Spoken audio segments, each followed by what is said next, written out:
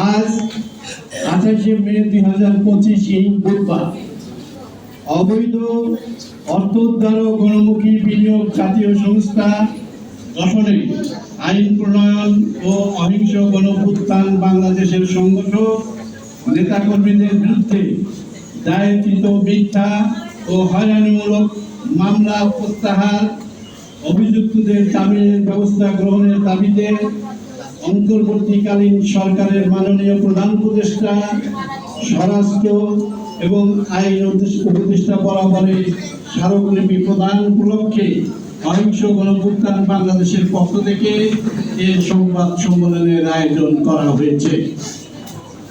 বন্ধুগণ, অহিংস গণঅভ্যুত্থান বাংলাদেশের সংবিধানের 7 এর আওতায় সিভিল রাইটস নাগরিক আদায়ের সংগঠন হচ্ছে অহিংস গণঅভ্যুত্থান বাংলাদেশ।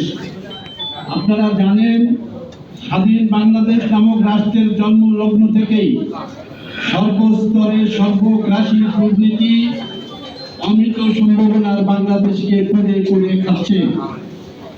স্বাধীনতার পর থেকেই ট্যাক্স, ফি, ডিউটি ইত্যাদি খাতে বাংলাদেশের জনগণ থেকে আদায় করা অর্থ একটি দুর্নীতিবাজ লুটেরা গোষ্ঠী আত্মসাৎ করছে এবং আত্মসাৎকৃত অর্থের একটি বড় অংশ বিভিন্ন দেশে পাচার করছে ও দেশের মাঝে পুঞ্জীভূত রাখছে। দেশের রাজনৈতিক অঙ্গনে দুর্বৃত্তদের ঘুষ, দুর্নীতি, লুটপাট, দুর্বৃত্তায়নের রাজনৈতিক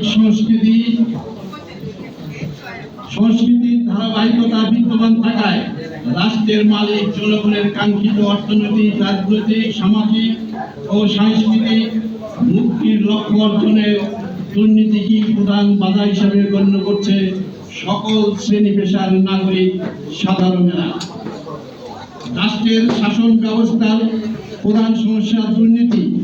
এ বিবেচনা থেকেই অহিংস গণঅভ্যুত্থান বাংলাদেশ সিভিল রাইটস নাগরিক অধিকার সংগঠন অহিংস নীতিতে শান্তিপূর্ণ সাংবিধানিক পন্থায় দুর্নীতি বিরোধী একটি বিশেষ আইন প্রণয়ন, আইনটি জাতীয় সংসদে উপস্থাপন করানোর লক্ষ্য ও স্বপ্ন বাস্তবায়নে 2021 সাল থেকে সারা দেশের তৃণমূল পর্যায়ে নানা বৈষম্যের শিকার শোষিত, বঞ্চিত, নিপীড়িত জনগোষ্ঠীকে নিজেদের অধিকার সম্পর্কে আত্মসচেতন ও উদ্বুদ্ধকরণ এবং আইনের প্রস্তাবের প্রতি সমর্থনকারীদের অনুস্বাক্ষর সংগ্রহ করার কার্যক্রম পরিচালনা করে আসছে।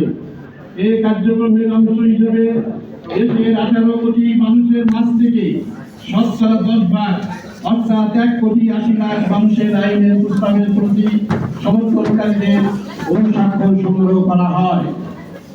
দুর্নীতিমুক্ত সমাজ ও রাষ্ট্র গঠনে দুর্নীতি বিরোধী বিশেষ আইন প্রণয়নের মাধ্যমে স্বাধীন জাতীয় সংস্থা গঠন, অধিতব্য জাতীয় সংস্থার মাধ্যমে বিদেশে পাচারকৃত এবং দেশের মাঝে পঞ্জীবিত থাকা অবৈধ অর্থ উদ্ধার ও রাষ্ট্রের মালিক জনগণের অর্থ তাদেরকে পুঁজি হিসাবে ফেরত প্রদানের তৃণমূল পর্যায়ে গণমানুষের অর্থনৈতিক মুক্তি, এই স্বপ্ন যিনি দেখিয়েছিলেন তিনি হলেন বিশিষ্ট অর্থনীতিবিদ, বিজ্ঞ আইনজীবী অ্যাডভোকেট আবু মুস্তফা আমিন। বাংলাদেশের সংবিধানের 20 অনুচ্ছেদে কোনো ব্যক্তিকে অনুপার্জিত অর্থ ভোগ করতে না দেওয়ার অধিকার ব্যক্ত করা হয়েছে এবং 14 অনুচ্ছেদে মেহনতি মানুষ তথা কৃষক, শ্রমিক সহ অনগ্রসর অংশকে সকল প্রকার শোষণ থেকে মুক্ত করার অঙ্গীকার ব্যক্ত করা হয়েছে।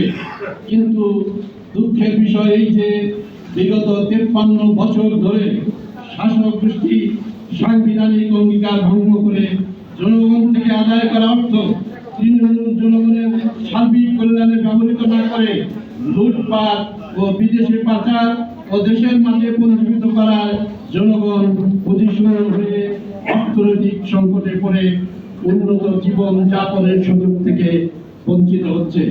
খাদ্যপণ্য সহ নিত্য প্রয়োজনীয় দ্রব্যমূল্য বৃদ্ধি পাওয়ায় পাশাপাশি জাতীয় উন্নয়ন বাধাগ্রস্ত হচ্ছে। সামাজিক ব্যবস্থায় দুর্নীতিকে জিরো টলারেন্স ঘোষণা, অপরদিকে দুর্নীতি দমন কমিশন দুদকের নিষ্ক্রিয় ভূমিকায় জনগণের কষ্টার্জিত রক্ত ঘামে তৈরি অর্থ লক্ষ লক্ষ কোটি টাকা বিদেশের বিভিন্ন দেশে পাচার করা হয়েছে। দুর্নীতি দমন কমিশন দুদকের অকার্যকর কর্মধারা দেশবাসীকে হতবাক করেছে। প্রিয় সাংবাদিক ভাইয়েরা, অহিংস গণঅভ্যুত্থান বাংলাদেশ যখন প্রস্তাবিত আইনের রূপরেখা তৈরি করা সহ আইন প্রণয়নের যৌক্তিকতা বিষয়ে জনগণকে আত্মসচেতন উদ্বুদ্ধকরণের শেষ পর্যায়ে ঠিক সেই সময়ে ঘটে যায় 2024 ইংরেজি সালের জুলাই আগস্টের ছাত্র জনতার গণঅভ্যুত্থান। স্বৈরাচারী শেখ হাসিনা সরকারের পতন ও পলায়ন।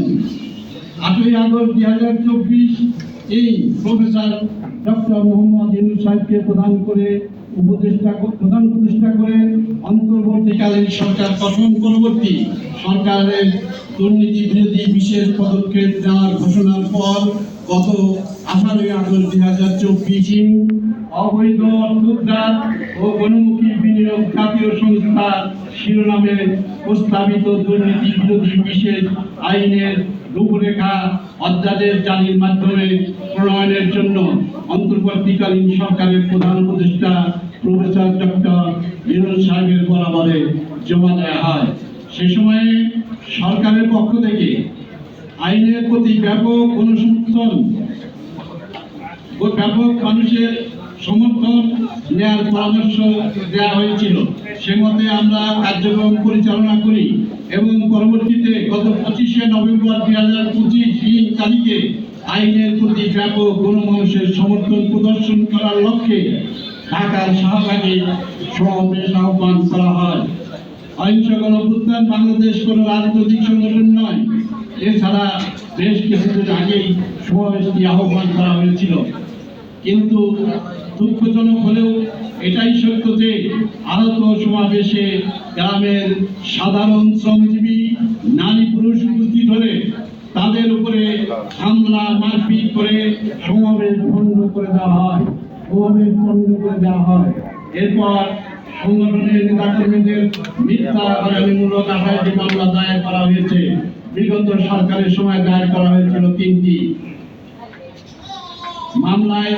সংগঠনের নেতাকর্মী শতাধিক নিরীহ নারী পুরুষকে গ্রেপ্তার করা হয়েছিল। তাদের অনেকে জামিন মুক্ত হয়েছেন, অনেকে জেল হাজতে রয়েছেন, অনেকে পালিয়ে ফিরছেন।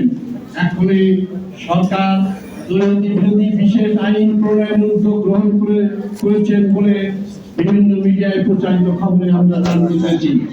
অবৈধ অর্থোদ্ধার ও গণমুখী বিনিয়োগ জাতীয় সংস্থা নামক প্রস্তাবিত আইনের বিশেষত্ব ছিল আইন প্রণয়নের মাধ্যমে সরকার একটি স্বাধীন জাতীয় সংস্থা গঠন করবে। আইনের দ্বারা গঠিতব্য জাতীয় সংস্থা বিদেশ থেকে পাচারকৃত ও দেশের মাঝে পুনর্জীবিত অবৈধ অর্থ উদ্ধার করে রাষ্ট্রের মালিক, পুঁজিহীন, তৃণমূল পর্যায়ের কৃষক, শ্রমিক, হকার, বেকার সহ বিভিন্ন শ্রেণী পেশার মানুষের মাঝে বিনা সুদে, বিনা জামানতে, সহজ কিস্তিতে পরিশোধযোগ্য ঋণ হিসাবে পুঁজি প্রদান করবে। সরকার দুর্নীতি বিরোধী যে আইনটি প্রণয়ন করতে যাচ্ছেন সে আইন যেন শোষিত, বঞ্চিত, নিপীড়িত মানুষের